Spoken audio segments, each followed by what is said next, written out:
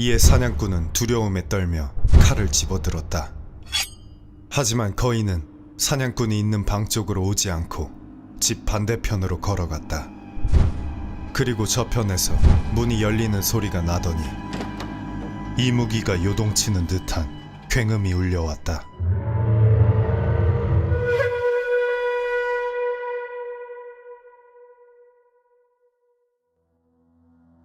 때는 고려시대 동북면 박천 땅에 한 사냥꾼이 살고 있었다. 그는 묘양산에 나가 사냥을 하곤 했는데 하루는 이상하게도 짐승이 한 마리도 보이지 않았다. 그렇게 하루 종일 허탕만 치고 빈손으로 돌아가려던 찰나 돌연 사슴 한 마리가 수풀에서 튀어나왔다. 이에 사냥꾼은 곧바로 사슴을 쫓아갔다. 하지만 그가 아무리 달려도 사슴은 가까워지지 않았고 화살을 쏘아도 맞을 듯 말 듯 계속해서 빗나갈 뿐이었다. 그렇게 한참을 쫓아도 잡을 수 없자 사냥꾼은 이내 포기하고 돌아가려 했다. 그때 사슴이 어디선가 불쑥 나타나더니 다시 사냥꾼의 눈앞에 얼쩡거렸다. 요망한 사슴이로구나. 내 오늘 너를 꼭 잡아야겠다. 그렇게 사냥꾼이 오기를 가지고 계속해서 쫓고 있는데 사슴이 또다시 어디론가 사라져버리더니 이번에는 다시 나타나지 않았다. 사냥꾼이 그제서야 정신을 차려보니 자신이 너무 멀리였다는 것을 깨달았다. 하늘을 보니 어느덧 해도 뉘엿뉘엿 지고 있었다. 이거 낭패로구나. 사냥꾼은 산을 빠져나가려 숲을 이리저리 돌아다녔지만 도무지 길을 찾을 수 없었다. 그러던 중 바위 절벽 사이 좁은 계곡 하나를 발견했다. 이곳의 길이 좁으니 하룻밤 범이라도 피해야겠다. 그렇게 절벽 사이로 들어가니 그 안에는 기이하게도 마치 사람이 낸 듯한 길이 이어져 있었다. 사냥꾼은 이를 이상하게 여겨 길을 따라 걸어갔다. 그렇게 얼마나 걸었을까? 길의 끝자락에 웬 기이하게 생긴 초가집 하나가 나왔다. 그 집은 가로로 길게 이어져 12칸은 좋게 되어 보였는데 오직 한쪽 끝에만 문이 달려있을 뿐 다른 곳에는 창문이 없었다. 이에 사냥꾼이 자세히 보려 집에 가까이 다가가니 문틈 사이로 웬 여자 하나가 보였다. 인기척이 들리자 여자가 고개를 돌려 사냥꾼을 쳐다보았다. 하지만 여인은 낯선 사람을 보고도 놀라거나 이상하게 여기지 않았다. 산에서 길을 잃었는데 하루만 머물다 갈 수 있겠습니까? 그러시지요. 여자는 흔쾌히 수락한 뒤 사냥꾼을 집으로 들였다. 집 안에 들어가 보니 부뚜막과 이어진 좁은 방 한 칸 뿐이었는데 기다란 방으로 이어지는 듯한 작은 문 하나가 달려 있었다.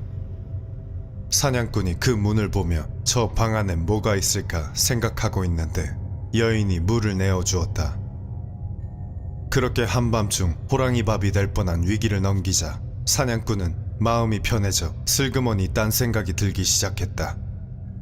좁은 방에 여자와 단둘이 있으니 젊은 사냥꾼은 욕정이 일어 여인을 유혹했고 여인도 별다른 말 없이 승낙하여 두 사람은 동침하게 되었다. 그리고 얼마 뒤 여인이 저녁밥을 내왔다. 그런데 반찬이 곰발바닥, 사슴포, 돼지고기 등 온통 산짐승으로 만든 것뿐이었다. 이에 사냥꾼은 아차 싶은 마음이 들었다. 혹시 이 집에 남자가 있어? 그러자 여인이 아무렇지 않게 대답했다. 사냥에 나갔는데 곧 돌아올 것임.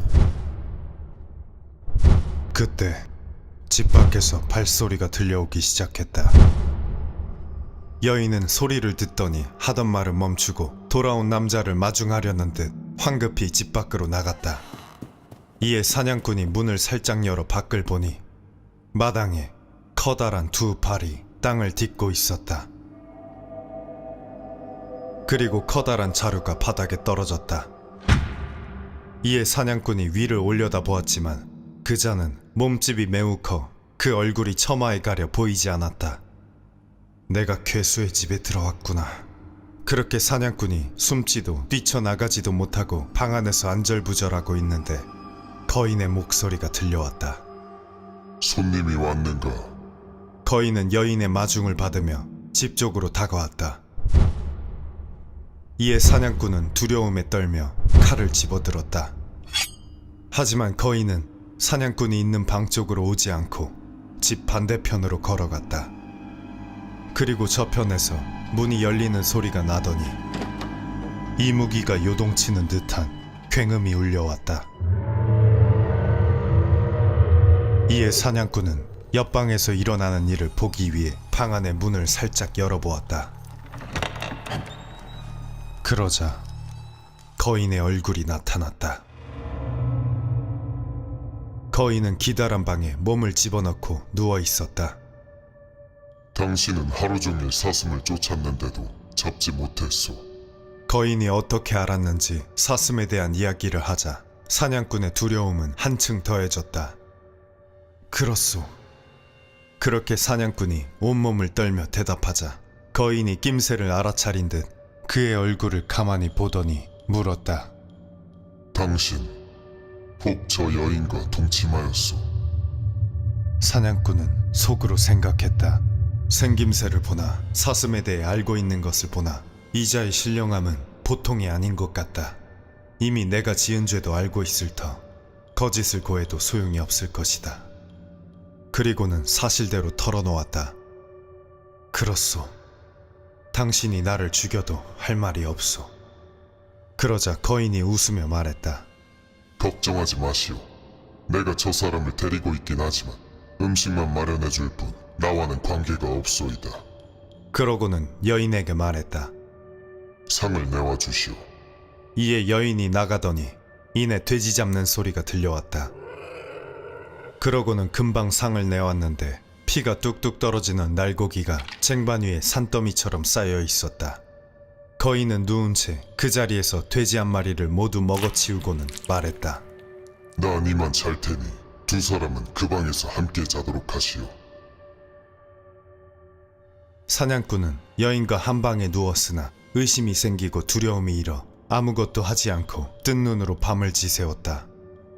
하지만 걱정과 다르게 밤새 방문은 열리지 않았고 사냥꾼은 무사했다. 날이 밝자 거인은 전날과 마찬가지로 날고기를 잔뜩 먹고는 몸을 이끌고 집 밖으로 나갔다.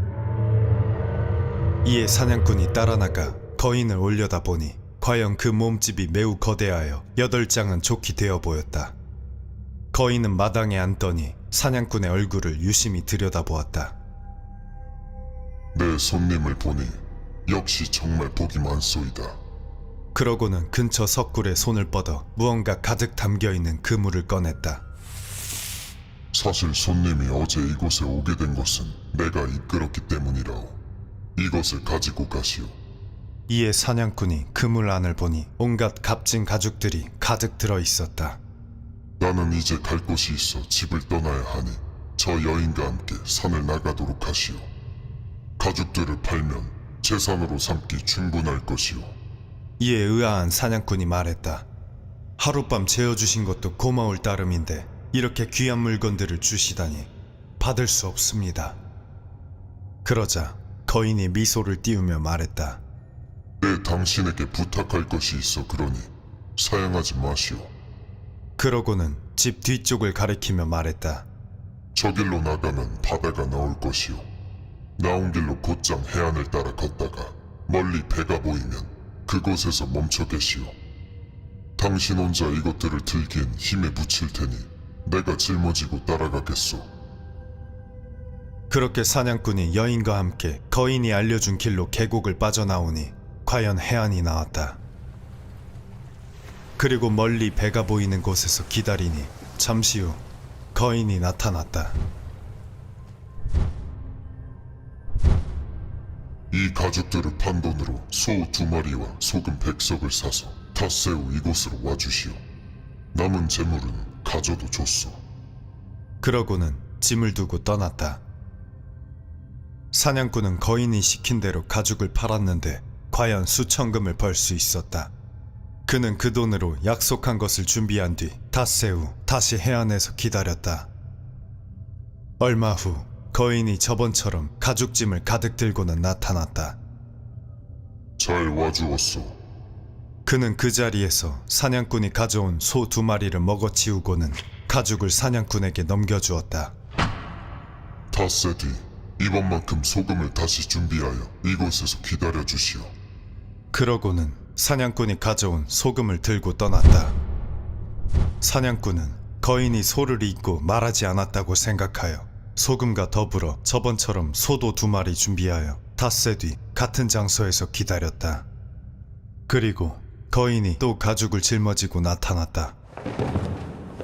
그는 가죽을 쏟아놓고 자루에 소금을 담다가 소를 보더니 싫다는 듯 고개를 저으며 말했다. 내가 소를 먹고 싶었다면 왜 말하지 않았겠소? 이것은 이제 받을 수 없으니 도로 가져가시오. 그렇게 거인이 소금만을 가지고 떠나려 하니 사냥꾼이 그를 붙잡으며 말했다. 우리는 잘 모르는 사이이나 당신은 내게 만금에 달하는 가죽을 주었습니다. 감사하는 마음에서 우러나와 드리는 것이니 맛이라도 보시지요. 그렇게 사냥꾼이 거듭 청하니 거인이 손가락으로 무언가를 셈하고는 말했다. 좋소. 당신의 마음이 그렇다면 내 닷새를 늦춰서라도 당신의 성의를 받겠소. 그러고는 그 자리에서 소를 먹어치웠다. 이제 마지막이요. 오늘 이후로는 당신과 만날 수 없을 것이요. 스스로를 보호하여 잘 지내도록 하시오. 그렇게 거인이 떠나려 하자 사냥꾼이 다시 거인을 붙잡고 말했다. 이유는 모르겠으나 마지막이라 말씀하시니 그 이름이라도 알고 싶습니다. 그러자 거인이 난색을 보이며 말했다. 우리의 법이 있으니 그것은 알려줄 수 없소이다. 거인이 거절하자 사냥꾼이 무릎을 꿇고 말했다. 사귐에 있어 서로의 부류를 아는 것은 중요한 일입니다.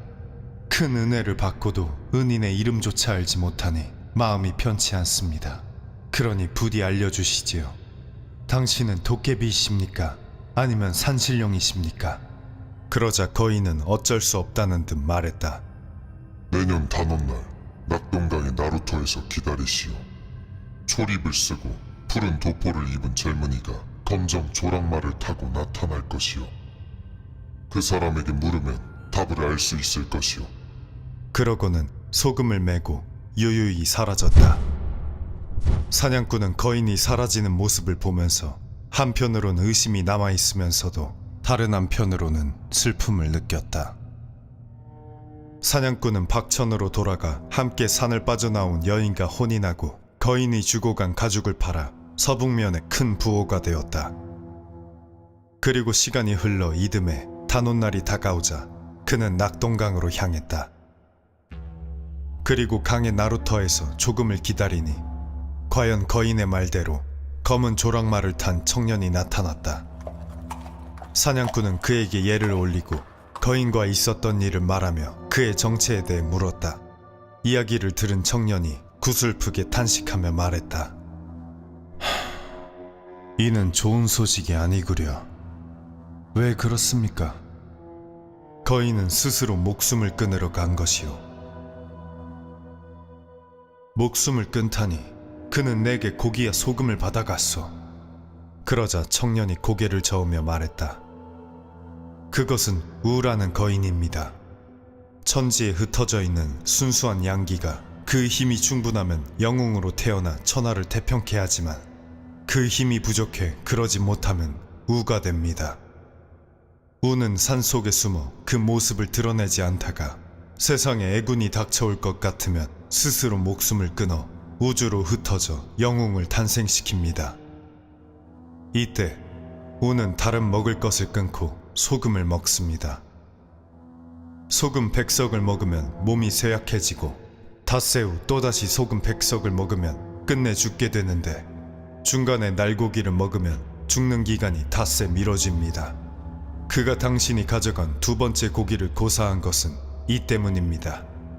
그렇게 이야기를 들은 사냥꾼이 슬픔에 젖어 침울해하자 청년이 이어 말했다. 당신의 복은 축하할 만하니 우가 그걸 알고 자신을 돕게 한 것입니다. 그 대가로 덕 있는 처자를 맡기고 부를 누리게 해준 것이지요. 다만 청년은 길게 탄식하고는 말을 이었다. 이제 우가 죽었으니 30년도 안 되어 호걸들이 도처에서 일어날 것이요. 고려 왕조가 위태롭겠구려. 이야기를 마친 청년은 배에 올랐다. 이에 사냥꾼은 고개 숙여 살해한 뒤 물었다. 선생의 함자는 어떻게 되십니까? 그러자 청년이 말했다. 나는 정몽주란 사람입니다.